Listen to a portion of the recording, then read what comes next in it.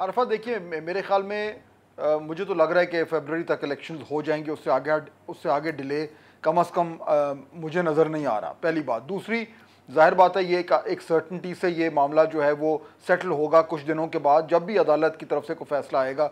नवाज शरीफ साहब की वापसी जो है वो उस फैसले के बाद होगी, यानी कि जब हतमी तौर पर यह फैसला हो जाएगा कि इलेक्शन कब हो रहे हैं, उसको मद्देनजर रखते हुए फिर नवाज शरीफ साहब की वापसी होगी। मेरे ख्याल में जो इलेक्शन कैंपेन है उसमें नवाज शरीफ साहब का रोल जो है उनकी जमात के लिए बहुत ही अहम होगा, और मुझे ये नहीं लग रहा कि वो उनकी वापसी जो है वो किसी भी वजह से डिले होगी अगर इलेक्शन अनाउंस हो गए तो। बिल्कुल ठीक। अतर साहब, क्या बल्ले का निशान होगा बैलेट पेपर पे? मतलब कि पीटीआई चेयरमैन तो जेल में ही होंगे, उस पर तो मुझे पता कोई शक ही नहीं है, इसलिए मैं पूछ ही नहीं रही।